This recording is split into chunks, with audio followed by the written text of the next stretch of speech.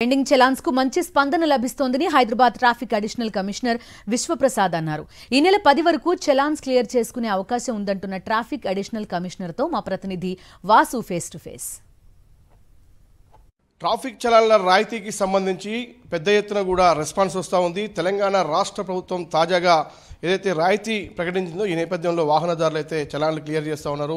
10 రోజులు గడుస్తున్న నేపథ్యంలో ఎక్కడి దాకా వచ్చింది, ఎన్ని చలాన్స్ క్లియర్ అయ్యాయి, ఎంత ఆదాయం ప్రభుత్వానికి వచ్చింది అనే అంశాన్ని సంబంధించి మనతో పాటు మాట్లాడడానికి అడిషనల్ సిపి ట్రాఫిక్ విశ్వప్రసాద్ ఉన్నారు. సార్, చూస్తూ ఉన్నాం రాయితీకి సంబంధించి రెస్పాన్స్ ఎలా ఉంది, వెబ్సైట్ క్లియర్గానే పనిచేస్తూ ఉందా, ఇప్పటివరకు ఎన్ని కేసులు క్లియర్ అయ్యాయి? 10 రోజులుగా హైదరాబాద్ సిటీ తీసుకుంటే మీకు total challenge 98 lakh challenge pending ఉన్నాయి. ఇవాళ మార్నింగ్ వరకు 26 లక్షల ఛాలెంజ్ పబ్లిక్ క్లియర్ చేసుకున్నారు. ఒక 19.8 crores ఫైన్ పేమెంట్ చేశారు.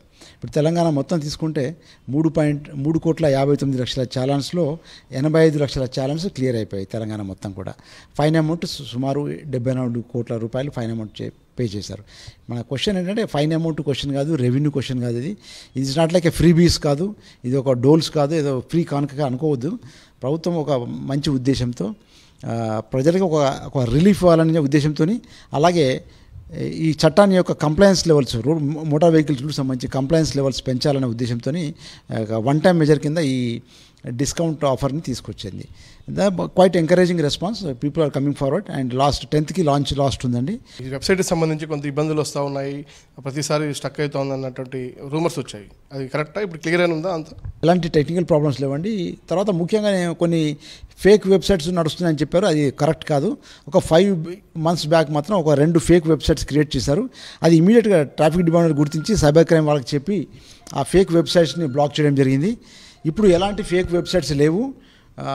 మా వెబ్సైట్ గురించి కూడా సఫిషియెంట్ ప్రచారము అన్ని మాధ్యమాల్లో జరిగింది. ఎలాంటి కంప్లైంట్ లేదండి. ప్రధానంగా కూడా ఉద్దేశం ఆదాయం కాదు, ఇక్కడ ఎక్కడైతే కరోనా నేపథ్యంలో కట్టుకోలేకపోయారు, కేసెస్ తగ్గించే అంశానికి సంబంధించి కావచ్చు. మరోపక్క పూర్తిగా అవగాహన ఉండాలి ట్రాఫిక్ పైన ఉంటేనే హైదరాబాద్లో చాలా ఈజీగా మూవ్ ఉంటుంది, ఈజీగా కూడా ట్రాఫిక్ సమస్యను పరిశీలించవచ్చు. ప్రతి ఒక్కరు కూడా ట్రాఫిక్ పోలీసులు సహకరించాలని కోరుతున్నారు. ఇక డ్రంక్ అండ్ డ్రైవ్పై కఠినంగా శిక్షలు అమలు ఉంటాయి, రెగ్యులర్గా కూడా చెకింగ్ ఉంటుందని మాత్రం ప్రస్తుతం విశ్వప్రసాద్ చెప్తున్నారు. ఇప్పుడు వాసుదేవ్ రెడ్డి, సాక్షి న్యూస్, హైదరాబాద్.